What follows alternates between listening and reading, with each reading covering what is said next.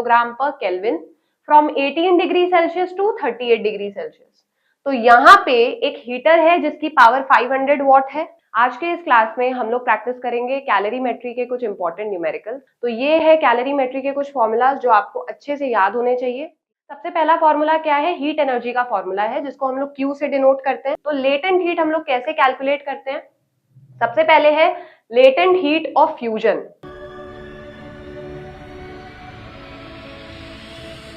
Hello everyone, this is me Shruti, your science teacher from एडोनॉमिक्स classes, and I hope आप सभी बढ़िया होंगे एंड अपने एग्जाम्स के लिए प्रिपेयर कर रहे होंगे। आज के इस क्लास में हम लोग प्रैक्टिस करेंगे कैलोरीमेट्री के कुछ इंपॉर्टेंट न्यूमेरिकल्स। वैसे तो इस चैप्टर का जो थ्योरी पार्ट है उस पर भी मैंने वीडियो बनाया है, उसको भी अच्छे से एक्सप्लेन किया है, तो आप जाके वहां पे हमारे चैनल में देख सकते हो। ठीक है, आज के इस क्लास में बस हम लोग इंपॉर्टेंट न्यूमेरिकल्स प्रैक्टिस करेंगे। तो बिना किसी देरी के शुरू करते हैं।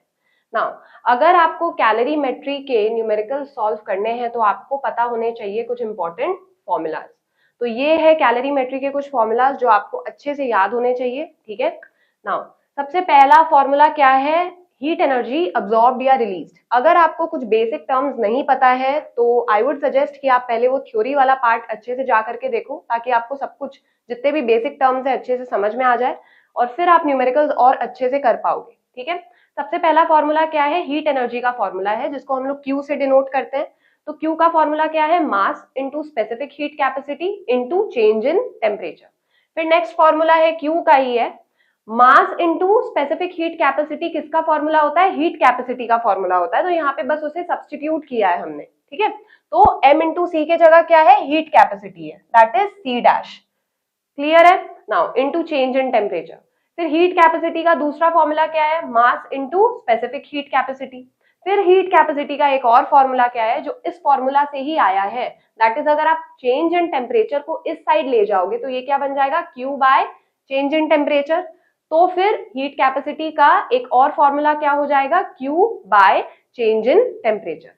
फिर है लेटेंट हीट, यानी कि स्टेट चेंज करने के लिए जो हीट अब्सॉर्ब या रिलीज की जाती है उसको बोलते हैं लेटेंट हीट। तो लेटेंट हीट हम लोग कैसे कैलकुलेट करते हैं? सबसे पहले है लेटेंट हीट ऑफ फ्यूजन। ठीक है, तो उसको कैसे कैलकुलेट किया जाता है? Mass into specific latent heat of fusion of any substance. ठीक है, जो भी सब्सटेंस की बात की जा रही है उसकी specific latent heat of fusion आपको दे दी जाएगी और फिर आपको उसके मास से मल्टीप्लाई कर देना है। तब आपको पता लग जाएगा कि वो जब सब्सटेंस मेल्ट कर रहा है, यानी कि जब उसकी मेल्टिंग हो रही है, तो फिर वो कितनी हीट एनर्जी अब्सॉर्ब कर रहा है, बस अपना स्टेट चेंज करने के लिए, that is from solid to liquid. ठीक है, फिर नेक्स्ट है लेटेंट हीट ऑफ वेपराइजेशन। इसको कैसे कैलकुलेट करते हैं? सेम फॉर्मूला है, mass into latent specific latent heat of vaporisation. ये भी उस सब्सटेंस का दिया रहेगा कि वो सब्सटेंस अपना स्टेट चेंज करने के लिए, यानी कि लिक्विड से वेपर स्टेट में जाने के लिए कितनी हीट एनर्जी अब्सॉर्ब करता है। तो वो हीट एनर्जी हम लोग ऐसे कैलकुलेट करेंगे। दोनों ही हो सकता है, या तो अब्सॉर्ब करता है, ठीक है, अगर उसको सॉलिड से लिक्विड में जाना है तब फिर वो क्या करेगा? वो अब्सॉर्ब करेगा। अगर लिक्विड से सॉलिड में जाना होगा तब वो उतनी हीट एनर्जी रिलीज करेगा। तो ऐसे ही हमें कैलकुलेट करना है आगे सम्स में भी। फिर आता है principal of calorimetry. Principal of calorimetry क्या कहता है कि जब भी एक हॉट बॉडी और एक कोल्ड बॉडी को हम लोग कांटेक्ट में लाते हैं तो हीट एनर्जी हमेशा हॉट बॉडी से कोल्ड बॉडी में ट्रांसफर हो जाती है। ठीक है, तो इसका मतलब क्या है? ये जो ट्रांसफर ऑफ हीट एनर्जी है ये तब तक होता है जब तक दोनों बॉडीज के जो टेम्परेचर है वो कांस्टेंट नहीं हो जाते, वो सेम नहीं हो जाते। ठीक है, तो इस केस में क्या होगा? जो हॉट बॉडी है वो अपनी हीट एनर्जी लूज करेगी, जो कोल्ड बॉडी है वो हीट एनर्जी गेन करेगी सेम टेम्परेचर पे लाने के लिए। ठीक है, तो ये है प्रिंसिपल ऑफ कैलोरीमेट्री। अब इसका फॉर्मूला क्या है? इसका मैथमेटिकल एक्सप्रेशन क्या है? मास यानी कि m1 of hot body, mass of the hot body, specific heat capacity of the hot body. ठीक है, फिर temperature of the hot body जिसको हम लोग बोलते हैं T1, और T क्या है? हमारा फाइनल टेम्परेचर। ठीक है, जो दोनों बॉडी का एक फाइनल टेम्परेचर हो जाता है। जैसे अगर एक एग्जांपल माने, ये एक हॉट बॉडी है, ये कोल्ड बॉडी है, ये बॉडी A, ये बॉडी B। तो दोनों को जब कांटेक्ट में लाया गया तो हीट एनर्जी हॉट बॉडी से कोल्ड बॉडी में जा रही है। ठीक है, इसका टेम्परेचर मान लो T1 था, दैट इज 50 डिग्री सेल्सियस। इसका टेम्परेचर था T2, that is 30 degree Celsius. थोड़े टाइम बाद दोनों बॉडी का टेम्परेचर सेम हो गया। वो सेम टेम्परेचर आप कैसे निकालोगे? हाफ करके, दोनों को ऐड करके, फिर उसका एवरेज निकाल के। तो वो हो जाएगा 40 डिग्री सेल्सियस। इसका मतलब क्या है कि इसका टेम्परेचर 10 डिग्री सेल्सियस से कम हो गया, तब जाकर के ये 40 डिग्री सेल्सियस हुआ है। इसने हीट एनर्जी लूज की है, इसको दे दी है ना, और इसका जो टेम्परेचर है वो 10 डिग्री सेल्सियस से बढ़ गया, दैट इज 30 से 40 हो गया। तो इसने हीट एनर्जी क्या है, गेन की है हॉट बॉडी से, है ना। तो यही प्रिंसिपल ऑफ कैलोरीमेट्री कहता है, that is heat lost by the hot body will be equal to heat gained by the cold body. ठीक है, इसका मैथमेटिकल एक्सप्रेशन ये है। सब जितनी भी वैल्यूज है आपको सम में दे दी जाएंगी, कोई एक वैल्यू नहीं दी गई होगी, वो आपको कैलकुलेट करनी है। फिर लास्ट एक चीज आपको ध्यान में रखना है कोई भी कैलोरीमेट्री का सम्स करते वक्त, कि change of temperature in degree Celsius will be equal to change of temperature in kelvin. यानी कि अगर मैं बोलूं कि यहाँ पे सम में दे दिया जाएगा कि एक बॉडी है जिसका पहले टेम्परेचर 30 डिग्री सेल्सियस था, बाद में 40 डिग्री सेल्सियस हो गया, तो चेंज इन टेम्परेचर कितना हुआ, 10 डिग्री सेल्सियस हुआ ना। तो 10 डिग्री सेल्सियस 10 केल्विन के ही बराबर है। ठीक है, 10 डिग्री सेल्सियस की जगह हम लोग 10 केल्विन लिखेंगे, मतलब उसको केल्विन में एक्सप्रेस करेंगे, वो दोनों सेम ही चीज है। अगर कोई बॉडी, जैसे कि और सिंप्लीफाइड वे में अगर हम लोग बात करें, ठीक है, लेट्स से कोई एक बॉडी का टेम्परेचर है 30 डिग्री सेल्सियस, इसको और डिटेल में हम लोग समझेंगे। तो अगर उसको आपको केल्विन में एक्सप्रेस करना है तो आपको करना होगा प्लस 273 केल्विन, है ना, प्लस 273 मतलब ऐड करना होगा, तब वो केल्विन में आ जाएगा। ठीक है, तो ये क्या हो जाएगा 303 केल्विन। तो 30 डिग्री सेल्सियस 303 केल्विन के बराबर है। बॉडी का टेम्परेचर हो गया 40 डिग्री सेल्सियस। ठीक है, मतलब 10 डिग्री सेल्सियस से बढ़ गया टेम्परेचर। तो अब इसको भी आप केल्विन में कर लो, 273। ठीक है, तो ये क्या हो जाएगा हमारा 313 केल्विन। तो यहाँ पे 10 डिग्री सेल्सियस का फर्क है, यहाँ पे भी केल्विन में भी आप देखो 10 केल्विन का ही फर्क है। तो इसका मतलब क्या है, जब भी टेम्परेचर 10 डिग्री सेल्सियस से बढ़ रहा है तो हम लोग ये भी बोल सकते हैं कि टेम्परेचर 10 केल्विन से बढ़ रहा है। तो change in temperature in degree Celsius will be equal to change in temperature in kelvin. तो सम्स में हम लोग को केल्विन में ही एक्सप्रेस करना है। ठीक है, तो अब हम लोग शुरू करते हैं, न्यूमेरिकल स्टार्ट करते हैं।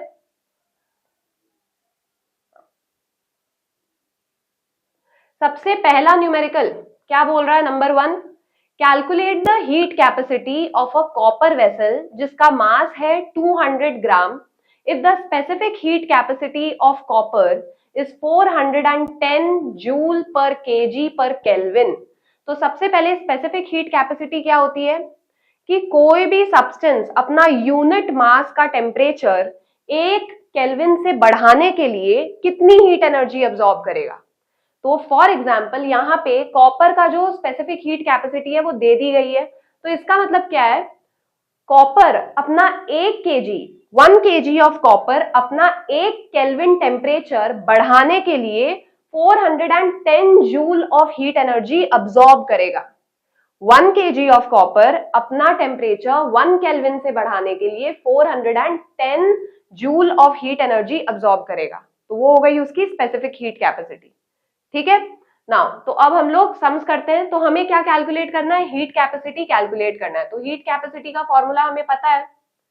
ठीक है, हीट कैपेसिटी का फॉर्मूला क्या है, यहाँ पे सबसे पहले टॉप पे लिख लेते हैं C डैश, बहुत ही बेकार कलर, ठीक है, कलर चेंज कर लेते हैं।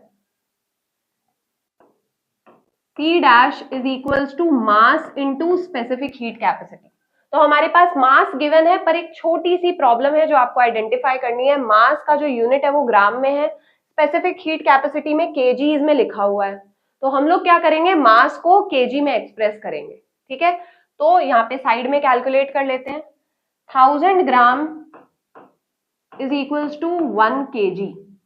ठीक है, तो 200 ग्राम क्या होगा, 200 डिवाइडेड बाय 1000, जो कि क्या हो जाएगा 0.2 केजी। तो हमें ये 0.2 केजी को इस फॉर्मूला में लगाना है।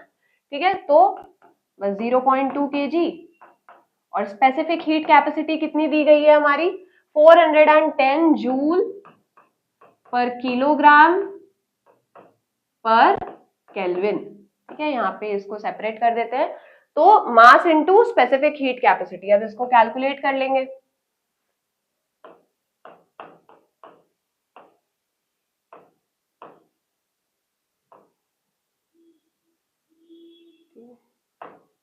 तो ये कितना हो जाएगा हमारा 82 जूल पर केल्विन।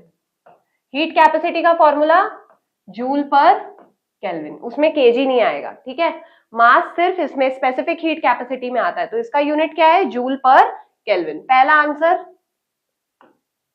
अब सेकंड पार्ट में क्या बोला गया है, बी में, ठीक है, बी में क्या बोला गया है, how much heat energy will be required to increase the temperature of the vessel from 25 degree Celsius to 35 degree Celsius. तो अब हमें कैलकुलेट करना है Q, यानी कि जो वेसल है अगर उसको अपना टेम्परेचर 25 डिग्री सेल्सियस से 35 डिग्री सेल्सियस तक लाना है तो उसे हीट एनर्जी अब्सॉर्ब करनी होगी। तो कितनी हीट एनर्जी वो अब्सॉर्ब करेगा, तब जाकर के उसका टेम्परेचर बढ़ेगा, ठीक है। तो हीट एनर्जी का फॉर्मूला क्या है, स्पेसिफिक हीट कैपेसिटी पता ही है हमें। तो हीट एनर्जी कैलकुलेट कैसे करता है, specific heat capacity into, sorry heat capacity, ये सी डैश क्या है, हीट कैपेसिटी, ठीक है, इनटू चेंज इन टेम्परेचर। तो हीट कैपेसिटी कितनी थी, 82 जूल पर kelvin, into change in temperature हमारा कितना है, यहाँ पे ब्रैकेट दे देंगे 35 degree Celsius minus 25 degree Celsius, ठीक है। या तो आप इसको ऐसे साइड में कैलकुलेट कर लो, क्योंकि इसे हमें केल्विन में एक्सप्रेस करना है, तो हम लोग इसको साइड में कैलकुलेट करेंगे। तो 35 degree Celsius minus 25 degree Celsius कितना आ रहा है, 10 डिग्री सेल्सियस, है ना। तो 10 डिग्री सेल्सियस हमारा चेंज इन टेम्परेचर है, उसको हम लोग लिखेंगे 10 केल्विन में, टेम्परेचर केल्विन में एक्सप्रेस करना है, ठीक है। अब बस इसको सॉल्व करना है। तो 82 इंटू 10 कितना होता है, 820, ठीक है। तो कितनी हीट एनर्जी अब्सॉर्ब की गई है, 820 joule of heat energy absorb की है वेसल ने, तब जाकर के उसका टेम्परेचर 25 डिग्री सेल्सियस से 35 डिग्री सेल्सियस हो गया, ठीक है। तो यहाँ पे हमने कौन सा फॉर्मूला यूज किया, heat capacity into change in temperature, ठीक है, जिसमें अगर मान लो हीट कैपेसिटी नहीं दी गई होती तब हम लोग स्पेसिफिक हीट कैपेसिटी वाला फॉर्मूला लगाते, that is m into C into change in temperature, ठीक है। यहाँ पे हीट कैपेसिटी हमने कैलकुलेट कर लिया था, तो फिर हमने डायरेक्टली वो वाला फॉर्मूला यूज कर लिया। अब सेकेंड सम में क्या बोला गया है, a piece of iron of mass 2 kg has a heat capacity of 966 joule per Kelvin, यानी कि एक पीस ऑफ आयरन है, आयरन का एक पीस है जिसका मास कितना है 2 kg, ठीक है, पहले ही मास 2 kg में ही है। अब उसकी हीट कैपेसिटी है 966 जूल पर केल्विन। तो हमें क्या कैलकुलेट करना है, find the heat energy needed to warm it by 15 degree Celsius, by 15 degree Celsius, यानी कि 15 डिग्री सेल्सियस से उसका टेम्परेचर बढ़ाना है। तो उसके लिए कितनी हीट एनर्जी वो पीस ऑफ आयरन अब्सॉर्ब करेगा, उसको कितनी हीट एनर्जी सप्लाई करनी होगी, तब जाके उसका टेम्परेचर 15 डिग्री सेल्सियस से बढ़ेगा, बाय 15 डिग्री सेल्सियस पे ध्यान रखना है, ठीक है। तो यहाँ पे ऑलरेडी चेंज इन टेम्परेचर दे दिया गया है, ठीक है, तो चेंज इन टेम्परेचर दे दिया गया है, हमें क्या कैलकुलेट करना है, हीट एनर्जी। तो सबसे पहले हीट एनर्जी का फॉर्मूला मास इनटू, यहाँ पे क्या दिया गया था, हीट कैपेसिटी दी गई है ना, तो ये वाला फॉर्मूला हटा देते हैं, सीधा हीट कैपेसिटी वाला फॉर्मूला लगाते हैं, heat capacity into change in temperature. तो हीट कैपेसिटी कितनी है 966 जूल पर केल्विन, चेंज इन टेम्परेचर कितना है 15 डिग्री सेल्सियस, तो उसको 15 केल्विन से एक्सप्रेस करेंगे, ठीक है। तो फिर इसको कैलकुलेट कर लेंगे साइड में, 966 इंटू 15, 5 6 30, 5 6 30 अगेन 30 प्लस 3 33, 5 9 45,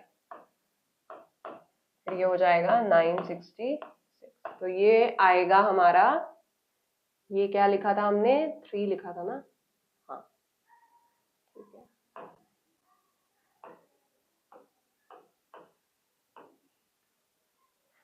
तो ये हो जाएगा 14,490 जूल। तो इतनी हीट एनर्जी अब्सॉर्ब करनी होगी किसको, पीस ऑफ आयरन को जिसका मास है 2 kg, तब जाकर के उसका टेम्परेचर 15 डिग्री सेल्सियस से बढ़ेगा, ठीक है।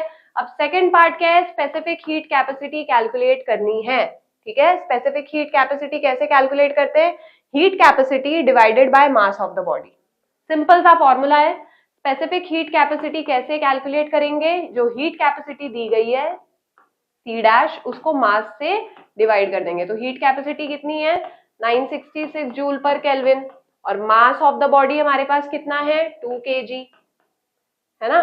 तो ये आ जाएगा 2 4 8, ठीक है, 2 8 16, और ये तो ये हो जाएगा 483 जूल पर किलोग्राम, इसको साइड में, पर केल्विन, ठीक है। तो स्पेसिफिक हीट कैपेसिटी में किलोग्राम भी आता है, ठीक है, ये इसका यूनिट है, जूल पर किलोग्राम पर केल्विन। अगर हीट कैपेसिटी होता तो जूल पर केल्विन।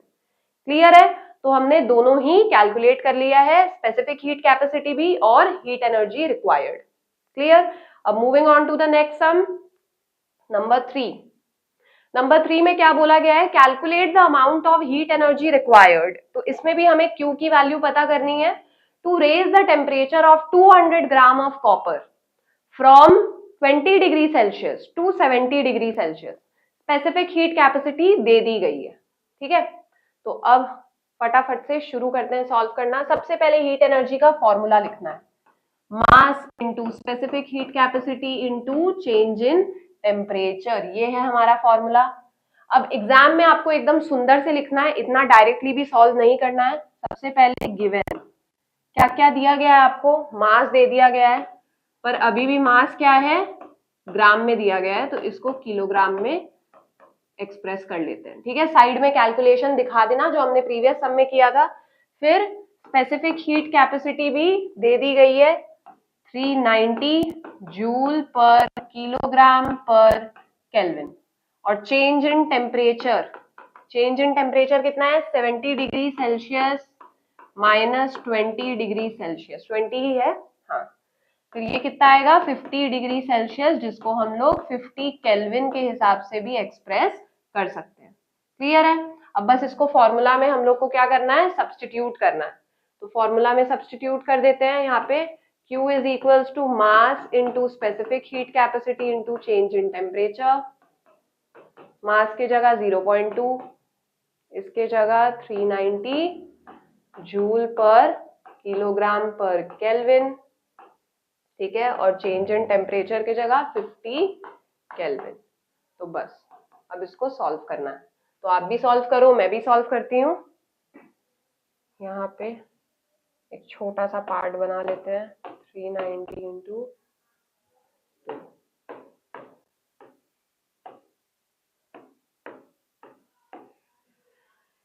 ये हो जाएगा हमारा,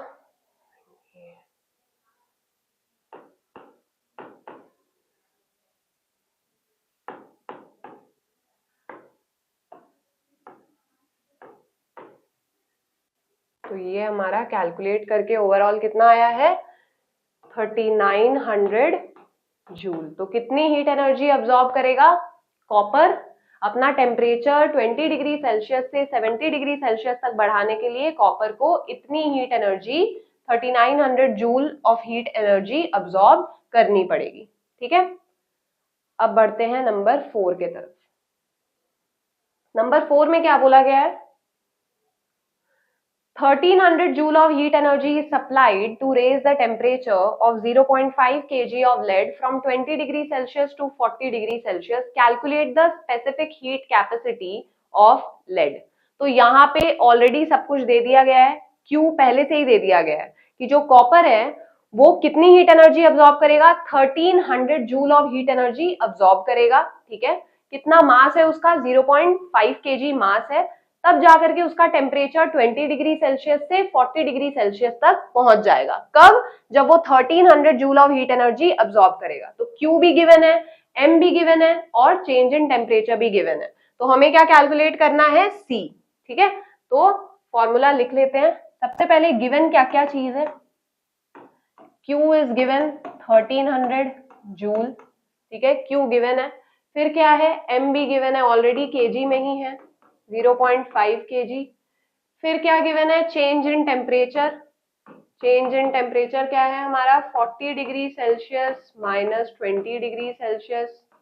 तो वो क्या हो जाएगा 20 डिग्री सेल्सियस, जिसको 20 केल्विन भी बोल सकते हैं। ठीक है, फिर हमें क्या कैलकुलेट करना है, स्पेसिफिक हीट कैपेसिटी को। तो बस फॉर्मूला लगा देंगे, Q is equals to M into C into change in temperature, ये है हमारा फॉर्मूला। ठीक है, अब Q के जगह 1300 जूल, M के जगह 0.5 kg, C हमें निकालना है और चेंज इन टेम्परेचर के जगह 20 केल्विन।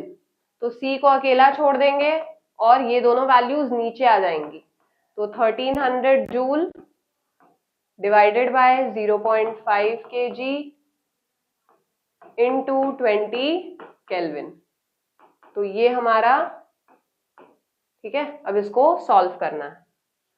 तो ये तो ऊपर 10 हो जाएगा हमारा, 5 कट के ये हो जाएगा 2, ये 2 कट के ये हो जाएगा हमारा 10, ठीक है, 2 कट के 10 एंड ये 0 0 कट जाएगा। तो ये आ जाएगा 130 जूल पर किलोग्राम पर केल्विन। तो C की value, specific heat capacity of lead कितनी आई है, 130 जूल पर किलोग्राम पर केल्विन। यानी कि लेड जो है 1 kg ऑफ लेड जो है वो अपना टेम्परेचर 1 केल्विन से बढ़ाने के लिए 130 joule of heat energy absorb करेगा। क्लियर है? तो ये हमारा आंसर।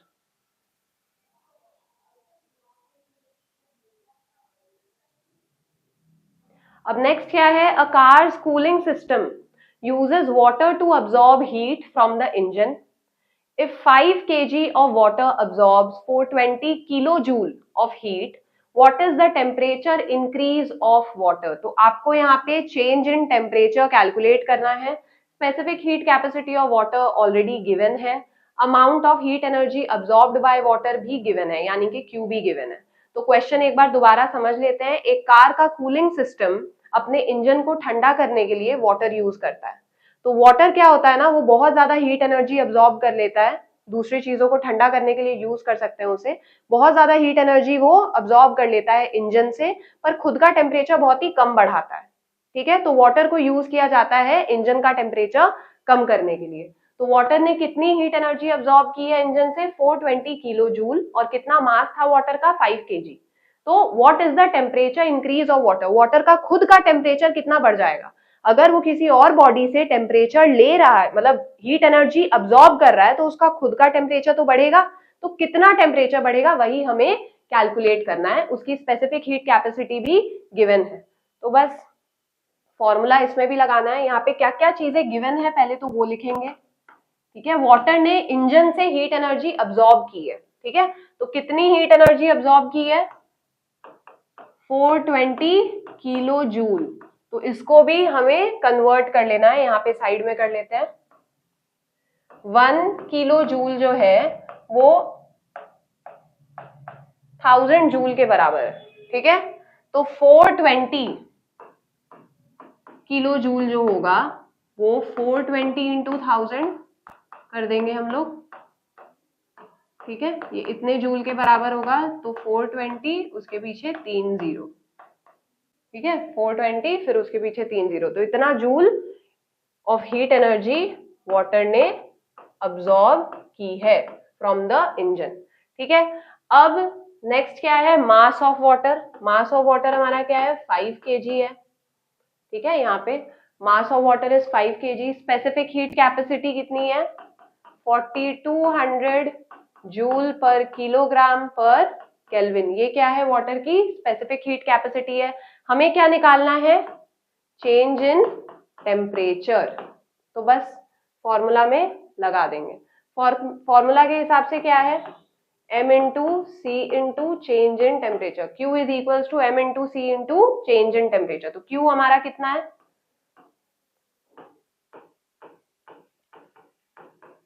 m क्या है 5 kg, और स्पेसिफिक हीट कैपेसिटी क्या है 420 जूल पर किलोग्राम पर kelvin. Change in temperature calculate करना है, तो इसको हम लोग अकेला छोड़ देंगे, तो सारे वैल्यूज नीचे आ जाएंगी यहाँ पे। ठीक है, सारी वैल्यूज। तो यहाँ पे हमारा क्या हो जाएगा, ये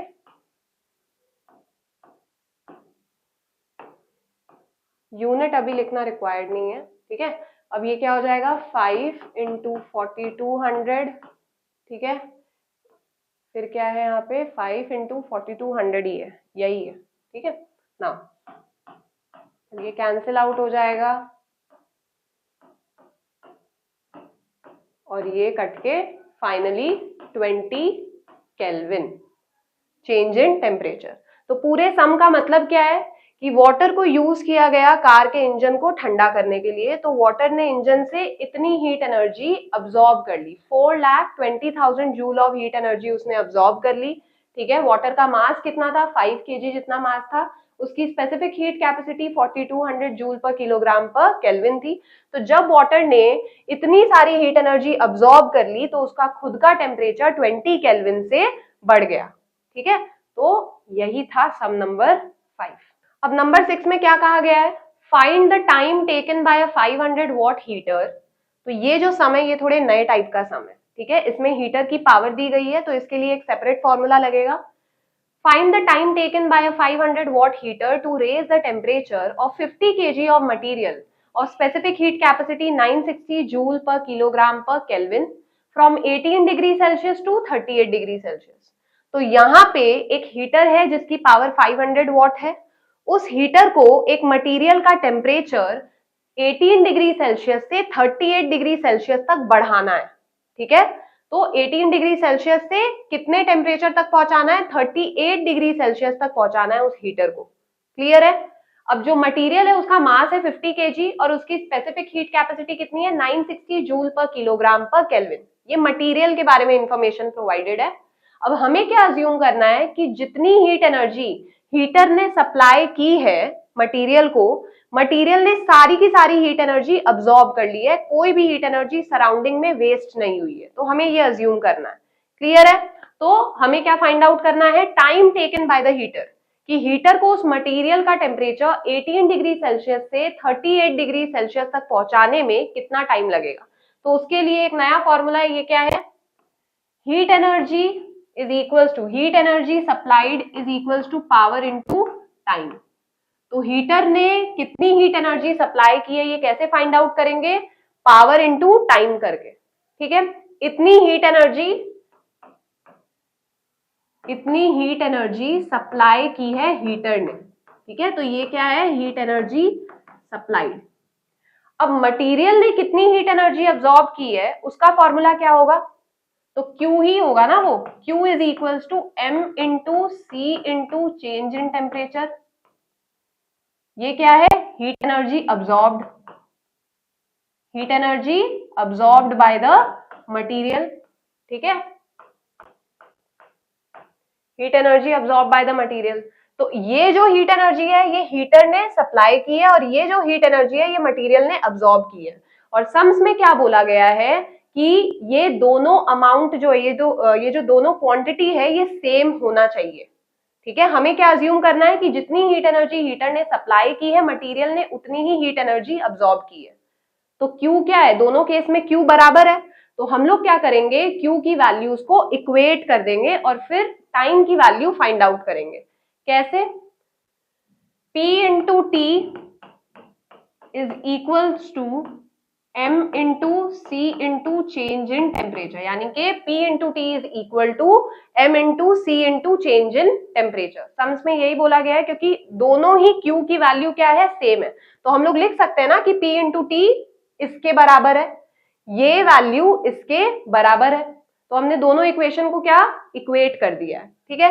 पावर क्या है 500 वॉट, टाइम हमें कैलकुलेट करना है, मास गिवन है 50 kg, स्पेसिफिक हीट कैपेसिटी भी गिवन है 960 जूल पर किलोग्राम पर केल्विन, और चेंज इन टेम्परेचर कितना है यहाँ पे कैलकुलेट करो, 20 डिग्री सेल्सियस है। वैसे तो 20 डिग्री सेल्सियस को हम लोग 20 केल्विन में एक्सप्रेस करेंगे। तो बस अब हम लोग को सॉल्व करना है, T को हम लोग यहाँ पे साइड कर देंगे, 500 वॉट नीचे आ जाएगा।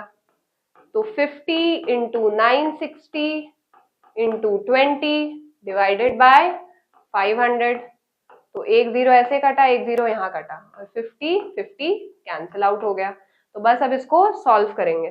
960 इंटू 2, 2 0 0, 2 6 12, 2 9 30, 1920 सेकेंड टाइम निकाला है ना हमने, तो ये क्या हो जाएगा सेकेंड। इसको अगर और सुंदर से रिप्रेजेंट करना हो तो सेकेंड्स को मिनट में भी कर सकते हैं, डिवाइड बाय 60 करके। 60 सेकेंड्स 1 मिनट होता है, तो 1920 सेकेंड्स क्या होगा, डिवाइड बाय 60, ठीक है। 6 3 18,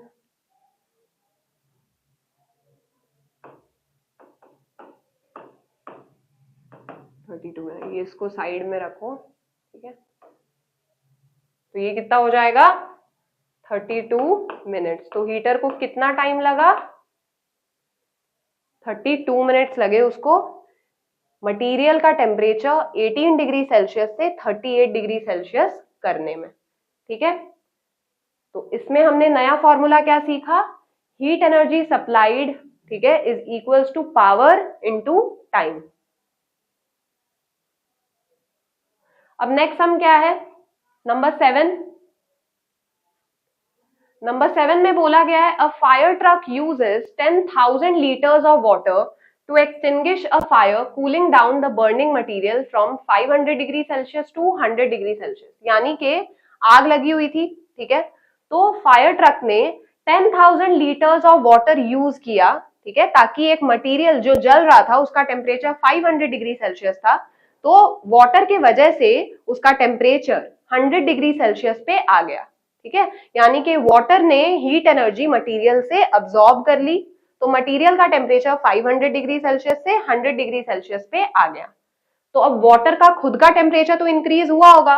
if the temperature of water increases by 40 degree Celsius, how much heat energy is absorbed by water. यानी कि अगर वाटर का मतलब कि मटेरियल से हीट एनर्जी अब्सॉर्ब करने के बाद वाटर का टेम्परेचर अगर खुद 40 डिग्री सेल्सियस से बढ़ गया, तो फिर वाटर ने कितनी हीट एनर्जी अब्सॉर्ब की थी मटेरियल से, ठीक है। वाटर यहाँ पे यूज किया गया है मटेरियल का टेम्परेचर कम करने के लिए। तो अगर वाटर मटेरियल से हीट एनर्जी अब्सॉर्ब करेगा, मटेरियल का टेम्परेचर कम हो जाएगा, तो वाटर का खुद का टेम्परेचर तो बढ़ेगा। तो हमें यहाँ पे हीट एनर्जी कैलकुलेट करनी है कि वाटर ने मटेरियल से कितनी हीट एनर्जी अब्सॉर्ब कर ली। तो specific heat capacity of water भी गिवन है, तो यहाँ पे हमने क्या करना है, हीट एनर्जी कैलकुलेट करना है। तो हीट एनर्जी का फॉर्मूला क्या है, m into C into change in temperature. तो यहाँ पे गिवन क्या क्या गिवन है, यहाँ पे m गिवन है ना। यहाँ पे 10,000 लीटर्स ऑफ वाटर यूज किया है, तो m गिवन नहीं है, ठीक है। 10,000 लीटर्स है, तो इसको साइड में आपको कैलकुलेट करना होगा। ये आपको पता होना चाहिए कि 1 लीटर ऑफ वाटर हमेशा 1 kg मास ऑक्यूपाई करेगा, ठीक है। 1 लीटर ऑफ वाटर अपने डेंसिटी के वजह से हमेशा 1 kg मास ऑक्यूपाई करेगा। ये जो है ना, ये मास नहीं है, ये वॉल्यूम है, तो आप वॉल्यूम मास के जगह पे नहीं पुट कर सकते। तो 1 लीटर ऑफ वाटर कितना मास मतलब उसके पास होगा 1 kg, ठीक है। तो 10,000 लीटर का मास कितना होगा 10,000 kg, ठीक है।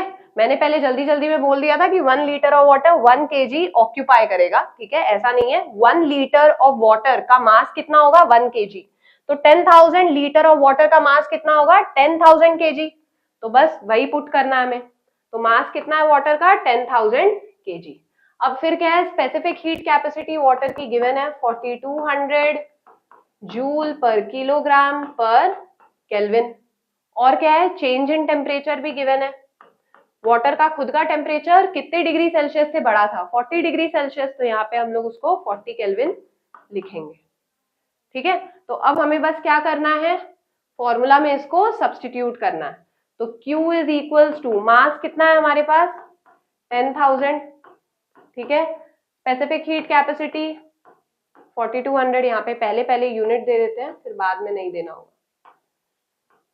10,000 kg।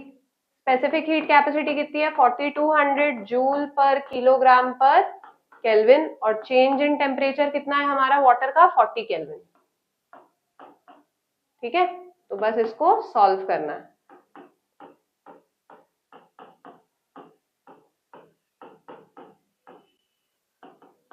तो 42 इंटू 4, 4 2 ज़ा 8, 4 4 ज़ा 16, 168। अब बस जीरो पुट कर दो, जितने भी जीरोज है। यहाँ पे 4 है, 1 2 3 4, यहाँ पे कुल मिला के 1 2 3। इतनी joule of heat energy water ने अब्सॉर्ब की मटेरियल से, तब जाके मटेरियल का टेम्परेचर 500 डिग्री सेल्सियस से 100 डिग्री सेल्सियस तक पहुंचा। ठीक है, तो इसको और सुंदर से रिप्रेजेंट कर सकते हैं। यहाँ से डेसिमल जंप कराएंगे, 1 2 3 4 5 6 7 8 9, यहाँ पे डेसिमल लगाएंगे 1.68। कितने टाइम्स जंप कराया हमने? 9 टाइम्स, तो 10 टू द पावर 9 जूल। ठीक है, तो इतनी हीट एनर्जी वाटर ने अब्सॉर्ब की। तो moving on to the next sum. अब नंबर 8 में क्या बोला गया है? एन इलेक्ट्रिक हीटर, अगेन वो पावर वाला सम है। An electric heater of power 600 watt raises the temperature of 4 kg of a liquid from 10 degree Celsius to 15 degree Celsius in 100 second। मतलब कि एक हीटर है, ठीक है, जिसका पावर 600 वॉट है और उसने 4 kg ऑफ लिक्विड, मतलब लिक्विड का टेम्परेचर जिसका मास कितना था 4 kg, उसका टेम्परेचर 10 डिग्री सेल्सियस से 15 डिग्री सेल्सियस तक कर दिया। कितने टाइम में? 100 सेकेंड में। तो हमें क्या कैलकुलेट करना है? हीट कैपेसिटी कैलकुलेट करनी है और स्पेसिफिक हीट कैपेसिटी कैलकुलेट करनी है। ठीक है, तो फिर शुरू करते हैं। तो हीट कैपेसिटी का फॉर्मूला क्या है? हीट कैपेसिटी का फॉर्मूला यहाँ पे हीट एनर्जी के केस पे, मतलब हीट एनर्जी के रिलेशन में हम लोग निकालेंगे। तो सबसे पहले heat energy supplied by the heater कैसे निकालोगे आप? पावर इनटू टाइम करके, है ना। पावर कितना है हीटर का? 600 वॉट। टाइम कितना लगा उसको? 100 सेकेंड। ठीक है, तो कितनी हीट एनर्जी सप्लाई की थी हीटर ने? इतनी हीट एनर्जी हीटर ने सप्लाई की थी लिक्विड को। तो हीट कैपेसिटी कैसे निकालते हैं? हीट कैपेसिटी का फॉर्मूला क्या है आपका? Q by change in temperature, क्योंकि Q का फॉर्मूला क्या था? Heat capacity into change in temperature. यहाँ पे अगर देखो तो Q का फॉर्मूला कैसे हम लोग पहले निकालते थे? C dash into change in temperature. ठीक है, तो अगर C डैश निकालना है तो ये नीचे चला जाएगा। ठीक है, तो यहाँ पे हम क्या करेंगे फिर? Q के जगह इसकी वैल्यू डाल देंगे। फिर चेंज इन टेम्परेचर कितना था? 10 डिग्री सेल्सियस से 15 डिग्री सेल्सियस हो गया, तो 5 डिग्री सेल्सियस का चेंज था ना। 5 डिग्री सेल्सियस को हम लोग 5 केल्विन एक्सप्रेस कर सकते हैं। तो ये क्या हो जाएगा?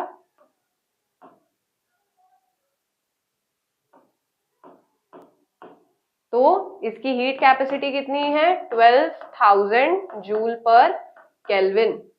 ठीक है, तो हीट कैपेसिटी कितनी कैलकुलेट करके आई? 12,000 जूल पर केल्विन। क्लियर है? हमने पहले क्या किया? हीट एनर्जी कितनी सप्लाई की है हीटर ने वो निकाला हमने, क्योंकि हीट एनर्जी इस फॉर्मूला में रिक्वायर्ड है, हीट कैपेसिटी के फॉर्मूला में, है ना। और हमें हीट कैपेसिटी ही पहले कैलकुलेट करनी है। तो फिर हमने हीट एनर्जी कितनी आई है? 60,000 जूल ऑफ हीट एनर्जी आई है। उसके बाद हमने इसको इस फॉर्मूला में सब्स्टिट्यूट किया, 60,000 joule of heat energy divided by change in temperature.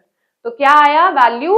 12,000 joule पर केल्विन। ये है 4 kg ऑफ लिक्विड की हीट कैपेसिटी। अब हमें निकालना है स्पेसिफिक हीट कैपेसिटी। तो स्पेसिफिक हीट कैपेसिटी का फॉर्मूला क्या होता है? Heat capacity divided by mass.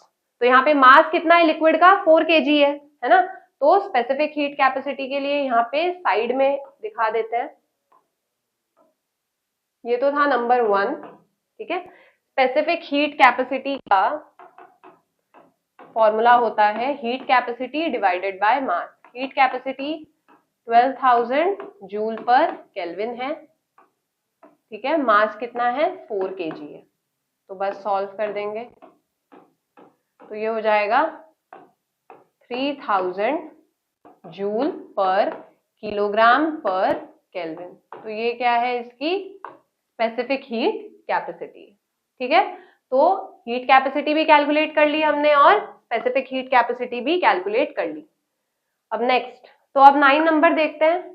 0.5 kg of lemon squash at 30 degree Celsius is placed in a refrigerator which can remove heat at an average rate of 30 joule per second।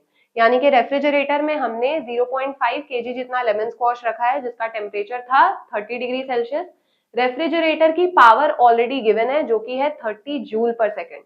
Joule पर second मतलब क्या होता है? What. तो refrigerator की power कितनी है? 30 watt. ठीक है। How long will it take to cool the lemon squash to 5 degree Celsius, यानी कि रेफ्रिजरेटर को लेमन स्क्वॉश का टेम्परेचर 30 डिग्री सेल्सियस से 5 डिग्री सेल्सियस तक पहुंचाने में कितना टाइम लगेगा। ठीक है। Specific heat capacity of the squash given है 4200 जूल पर किलोग्राम पर केल्विन। तो सबसे पहले हम लोग क्या क्या वैल्यूज गिवन है वो नोट कर लेते हैं।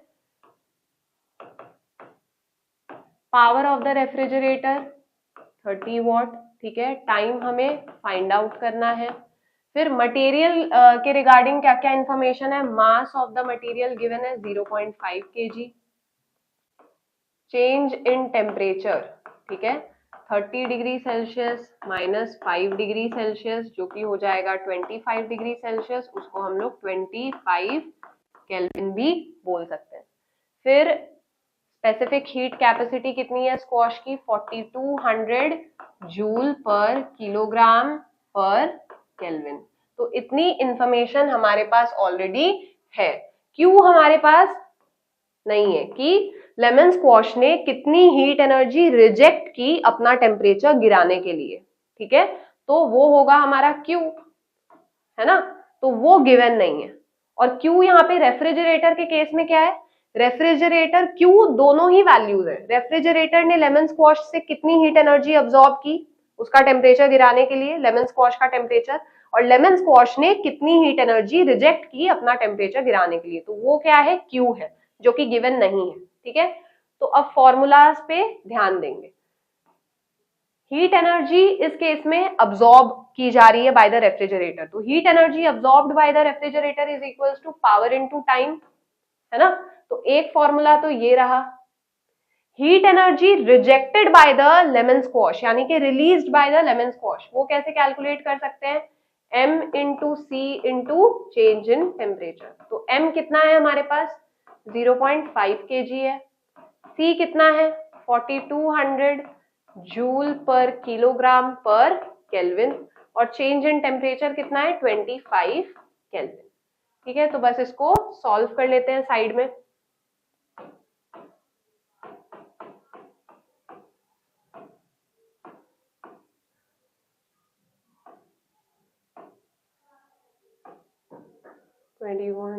ठीक है, ये हो गया।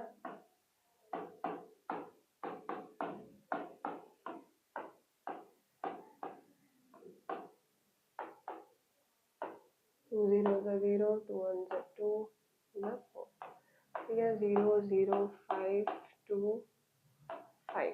तो इतनी हीट एनर्जी लेमन स्क्वॉश ने रिजेक्ट की है। ठीक है, इतनी हीट एनर्जी लेमन स्क्वॉश ने रिजेक्ट की है। तो अब यहाँ पे एक कॉमन सेंस लगाना है कि जितनी heat energy lemon squash release करेगा उतनी ही हीट एनर्जी रेफ्रिजरेटर अब्सॉर्ब करेगा उससे, है ना। उतनी ही हीट एनर्जी क्या है वो खींच लेगा, है ना। उल्टा भी आप बोल सकते हो कि जितनी heat energy refrigerator lemon squash से अब्सॉर्ब कर रहा है, लेमन स्क्वॉश उसको उतनी ही हीट एनर्जी देगा। तो दिस वैल्यू मतलब Q की ये जो वैल्यू आई है, तो ये वैल्यू यहाँ पे लगेगी कि रेफ्रिजरेटर ने कितनी हीट एनर्जी अब्सॉर्ब की फ्रॉम द लेमन स्क्वॉश। तब हम लोग के पास पावर भी है, Q की वैल्यू भी है, तो हम लोग T इजीली कैलकुलेट कर सकते हैं। तो बस इसको यहाँ पे सब्स्टिट्यूट करेंगे। ठीक है। Q क्या है? 52,500 जूल। पावर क्या है? 30 वॉट। और ये क्या है हमारा? टाइम। तो टाइम एक साइड छूट जाएगा, ठीक है, एक साइड रखेंगे टाइम को, फिर ये हो जाएगा, ये कैंसिल आउट होके 3 1 3, फिर ये हो जाएगा 3 7 21, फिर ये हो जाएगा 5 15 और ये 0। तो 1750 सेकेंड इतना टाइम लगेगा रेफ्रिजरेटर को लेमन स्क्वॉश का टेम्परेचर 30 डिग्री सेल्सियस से 5 डिग्री सेल्सियस पे लाने में। ठीक है, रेफ्रिजरेटर को इतना टाइम लगेगा। आप चाहो तो इसको मिनट में भी एक्सप्रेस कर सकते हो, डिवाइड बाय 60 करके। ठीक है। अब moving on to the last sum for today. Number 10 में क्या बोला गया है? A mass of 50 gram of a certain metal at 150 degree Celsius, यानी कि एक मेटल है जिसका मास है 50 ग्राम, उसका टेम्परेचर है 150 डिग्री सेल्सियस, उसको इमर्ज किया गया है, it is immersed in 100 gram of water at 11 degree Celsius. तो मेटल और मतलब मेटल को वाटर में इमर्ज किया गया है, ठीक है। वाटर का मास कितना है? 100 ग्राम, और टेम्परेचर कितना है? 11 degree Celsius. Resultant temperature, the final temperature is 20 degree Celsius. Calculate the specific heat capacity of the metal. Assume that the specific heat capacity of water is 4.2 joule per gram per Kelvin. तो जो specific heat capacity है वो ग्राम में दी गई है, तो आपको मास को भी ग्राम में ही छोड़ देना है। तो अब इसको पहले अच्छे से समझ लेते हैं सम को, ठीक है। बॉडी ए है वो मेटल, बॉडी बी है वाटर, दोनों को मिक्स कर दिया गया क्योंकि मेटल को वाटर में इमर्ज कर दिया गया है ना। तो मेटल का मास क्या है? m1, जो कि है 50 ग्राम, ठीक है। Specific heat capacity of the metal हमें फाइंड आउट करना है, ठीक है। फिर क्या है? T1, मेटल का टेम्परेचर है 150 डिग्री सेल्सियस, वाटर का है 11 डिग्री सेल्सियस, तो हॉट बॉडी क्या है? मेटल, ठीक है। वाटर का मास है 100 ग्राम, स्पेसिफिक हीट कैपेसिटी कितनी है? 4.2 जूल पर ग्राम पर केल्विन, और टेम्परेचर कितना है? 11 डिग्री सेल्सियस। अब जब दोनों को कांटेक्ट में लाया गया तो हीट एनर्जी हॉट बॉडी से कोल्ड बॉडी में जाएगी, यानी कि मेटल से वाटर में जाएगी। मेटल का टेम्परेचर फॉल होगा, वाटर का टेम्परेचर राइज होगा, तो एक मिक्सचर का फाइनल टेम्परेचर क्या हो जाएगा? 20 degree Celsius. After a time एक पूरे इन दोनों के मिक्सचर का फाइनल टेम्परेचर हो जाएगा 20 डिग्री सेल्सियस। तो रिजल्टेंट टेम्परेचर हमारा क्या है? यहाँ पे लिख देते हैं, विच इज 20 डिग्री सेल्सियस। तो वो जो फॉर्मूला था कैलोरीमेट्री का, उसे हमें यहाँ पे अप्लाई करना है, दैट इज यहाँ पे लिख लेना according to the principle of calorimetry, ठीक है। According to the principle of calorimetry,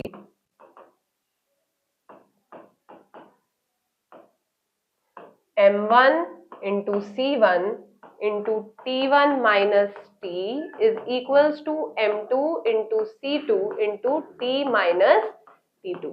तो बस अब वैल्यूज को सब्स्टिट्यूट करना है। m1 की जगह क्या आएगा?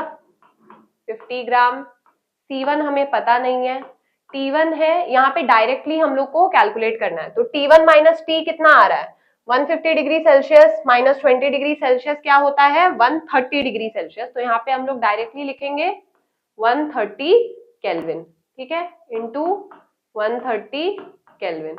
अब यहाँ पे m2 कितना है? 100 ग्राम, c2 कितना है? यहाँ पे specific heat capacity of water 4.2 joule per gram पर केल्विन, और टेम्परेचर चेंज कितना है? T माइनस T2, यानी कि 20 degree Celsius minus 11 degree Celsius, 9 degree Celsius होता है, तो वो हो जाएगा 9 केल्विन। अब बस इसे सॉल्व करना है, C1 इधर ही रह जाएगा, ठीक है, C1 इधर ही रह जाएगा और ये दो वैल्यूज नीचे आ जाएंगे। तो 100 into 4.2 into 9 divided by 50 into 130, point हटा देंगे तो यहाँ पे नीचे 10 आ जाएगा। अब बस इसको सॉल्व करना है हमें, ठीक है। तो यहाँ पे एक जीरो कट, एक जीरो कट, ये भी कट, ये भी कट, ठीक है। और फिर यहाँ पे और कुछ कट सकता है, ये कट सकता है 21, ये हो जाएगा 25। तो अब बस 21 इंटू 9 ये कितना हो जाएगा? और इसमें कट सकता है कुछ, देख लेते हैं, फाइनल नहीं कट सकता, तो ये हो जाएगा 9, ये हो जाएगा क्या 189, एंड फिर ये कितना हो जाएगा 25 इंटू 13, 3 2 6,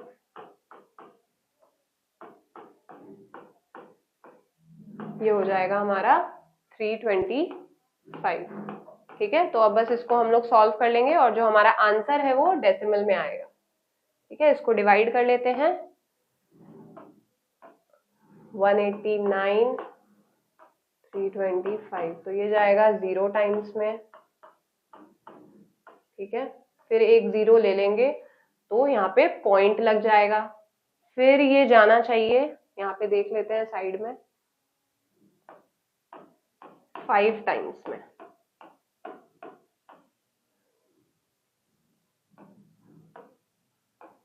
ठीक है, ये 5 टाइम्स में जाएगा, 16 to 5।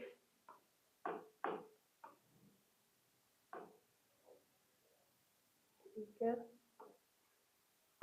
ठीक है। अब फिर ये ओके, अच्छा ये यहाँ पे 2 रहेगा। ठीक है, एंड अब ये कितने टाइम्स में जाएगा, ये जाना चाहिए 8 टाइम्स में। ये हो जाएगा 325 इंटू,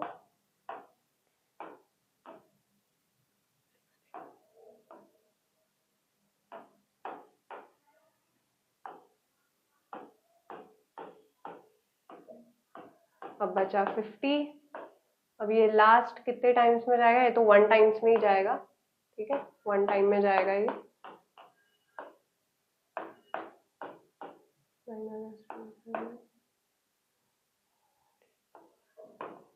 हाँ, तो अब इसको यहीं तक छोड़ देंगे। यहाँ पे हम लोग के पास 3 डेसिमल प्लेसेस है, तो ये कितना हो जाएगा, 0.581 joule per kilogram, joule per ग्राम, एक सेकेंड, जूल पर ग्राम पर केल्विन। इसको बाकी सबको रब कर देते हैं ताकि और क्लियर हो जाए।